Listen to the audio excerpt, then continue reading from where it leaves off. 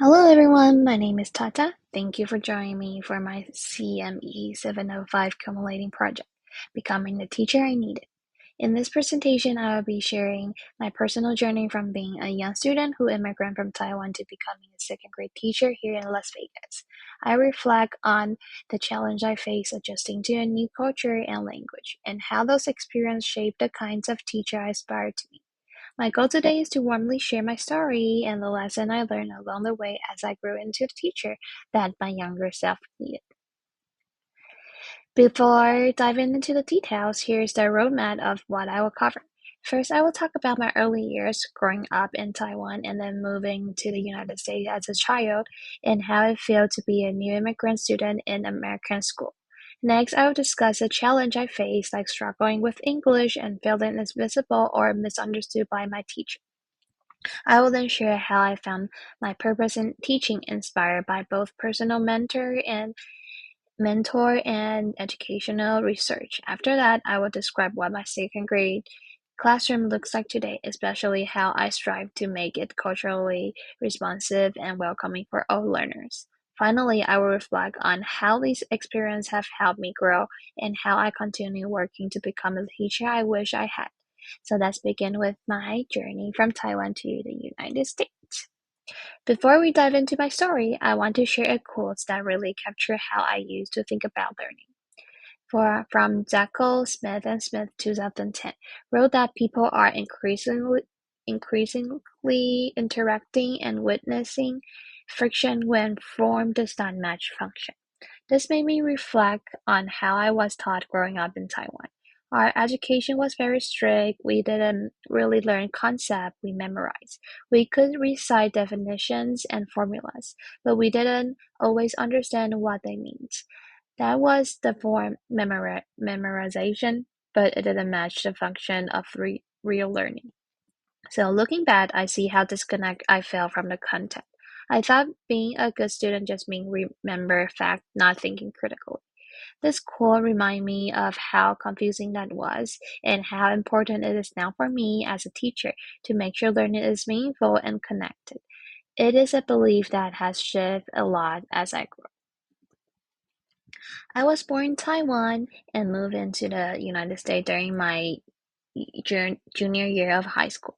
It immediately I feel out of space. Imagine being a teenager who doesn't speak much English, suddenly thrown into the classroom where everything language, costume, even lunch food is unfamiliar.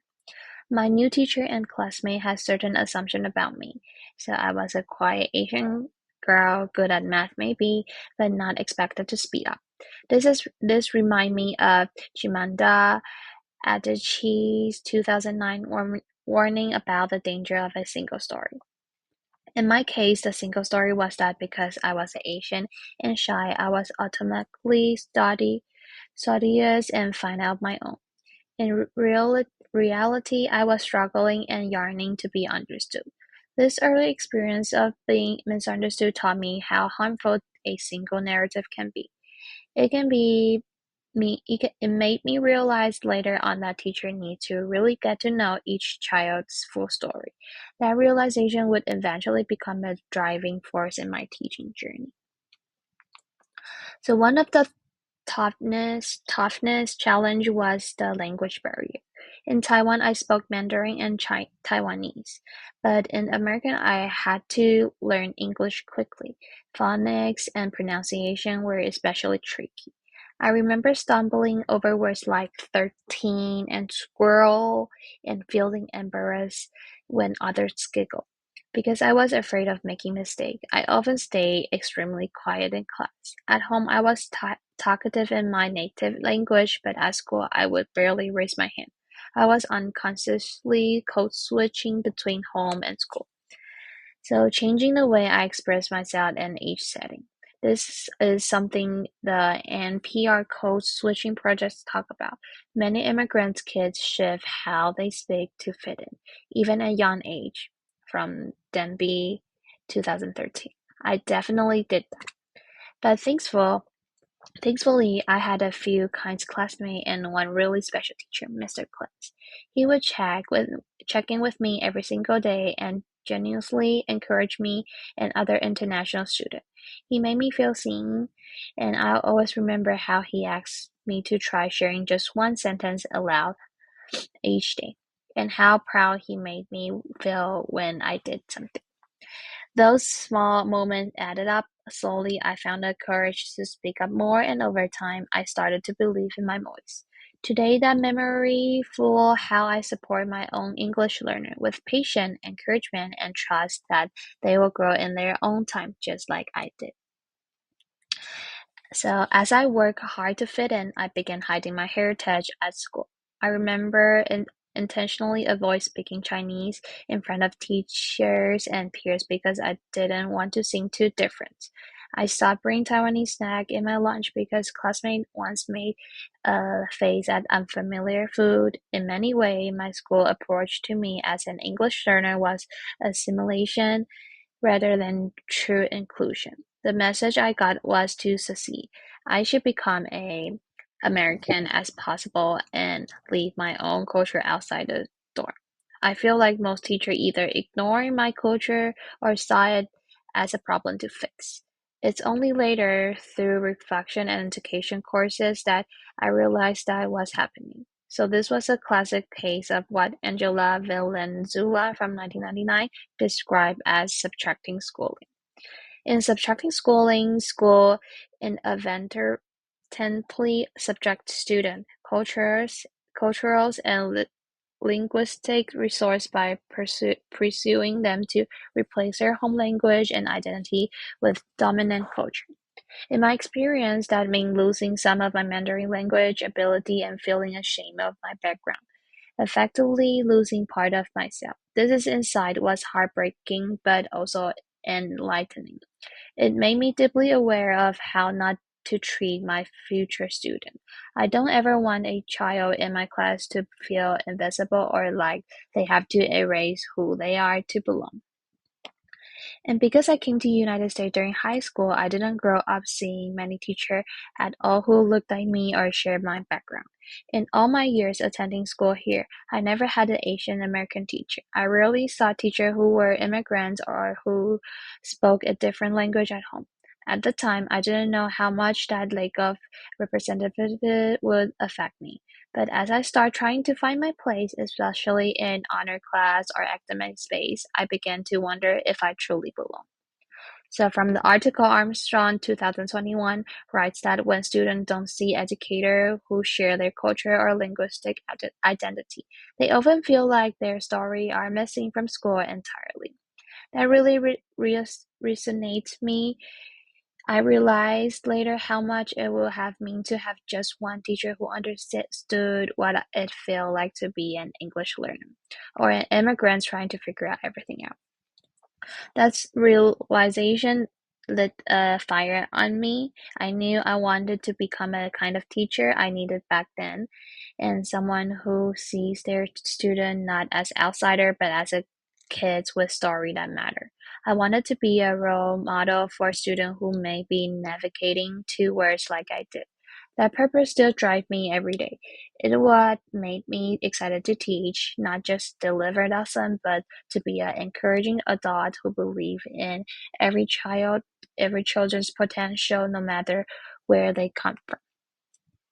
So when I entered my teacher's preparation program, a whole new world of my idea opened up to me.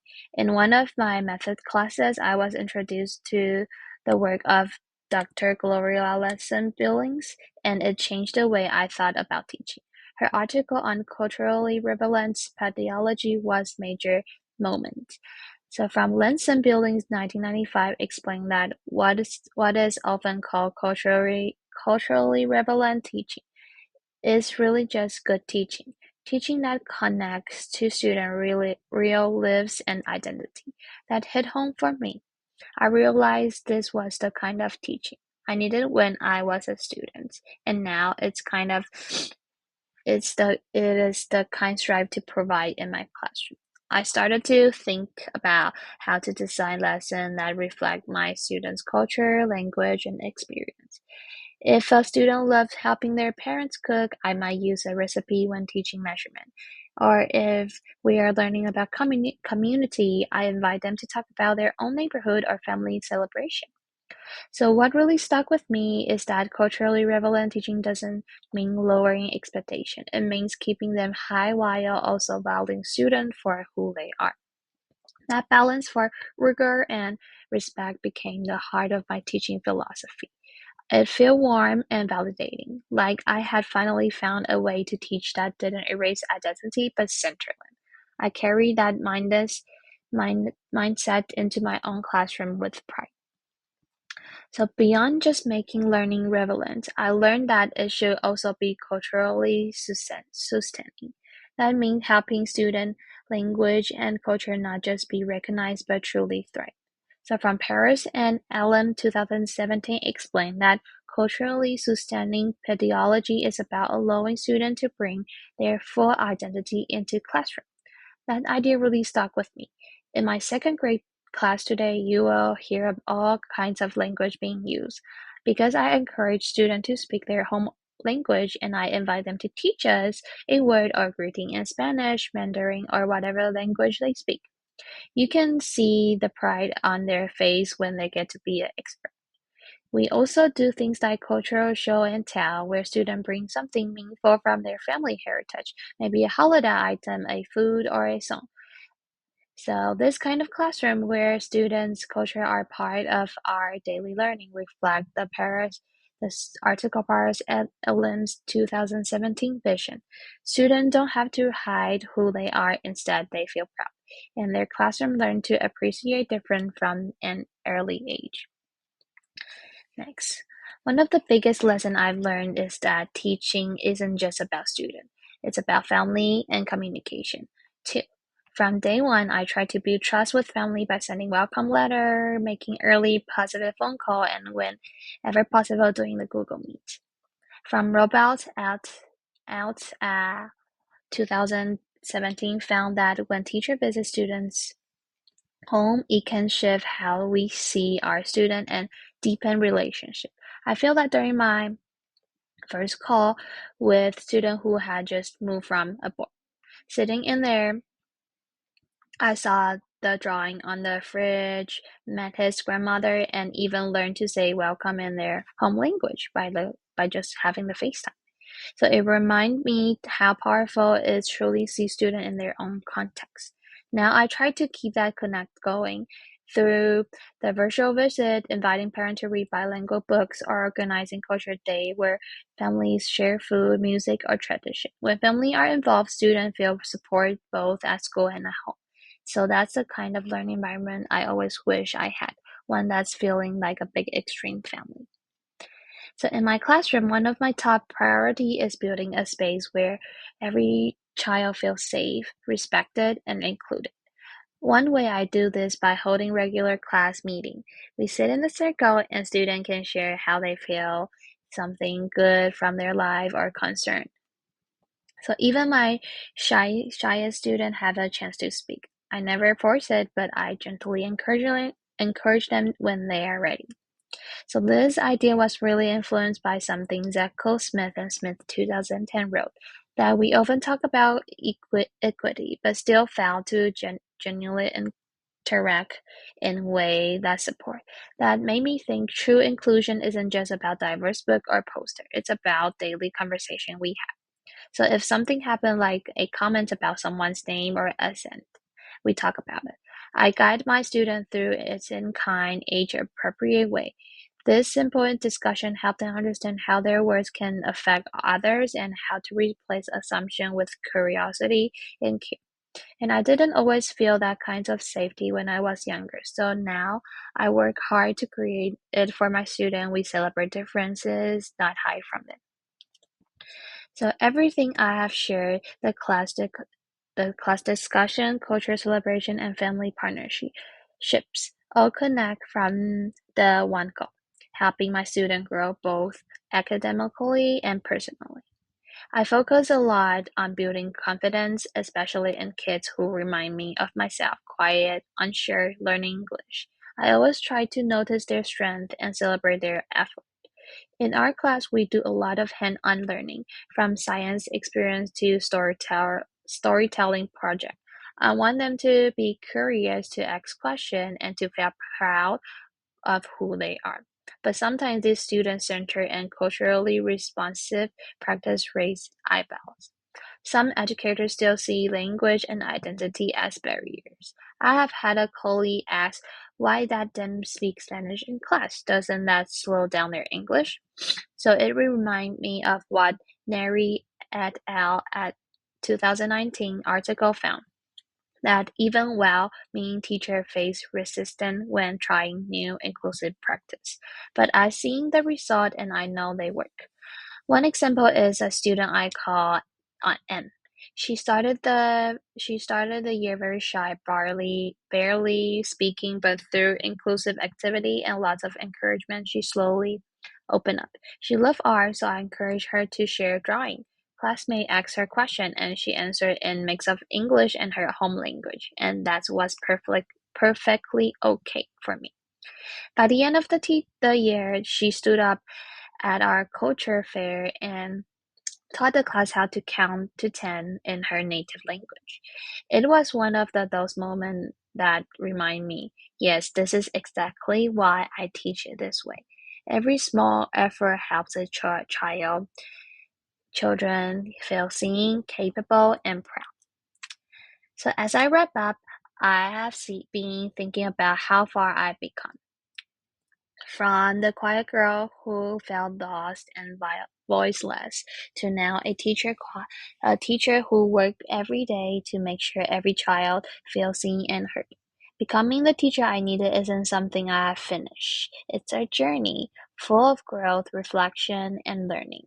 And honestly, my students teach me just as much as I teach them.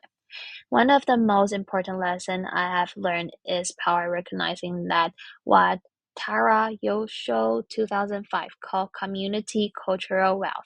That means all the strength, values, language, and talents students bring with them. Things school don't always measure, but that matter deeply. So looking back, I realized I had my own cultural wealth as a child. I was bilingual, resistant, and deeply rooted in my heritage, but none of that was acknowledged in school. Now, as a teacher, I make it priority to see those same strengths in my students. Whether it's creativity, storytelling, or the bravery it takes to learn a new language, I treat those as treasure in our classroom. So when students feel valued for who they truly are, they thrive. That's the kind of classroom I'm building. One that's warm, inclusive, and empowering. I know I'll never stop growing because every child I meet show me a new way to be a better teacher. Okay. Finally, I want to acknowledge the scholarly and resources that have guided my journey. This reference from our courses like Yosho, Valenzuela, Lanson Billing, etc., as well as outside voice such as Adichie, TED Talk, and NPR's Code Switch provide me with insight and inspire. And they are listed here APA format for completeness. Okay. And thank you once again for listening to my story of becoming the teacher I needed.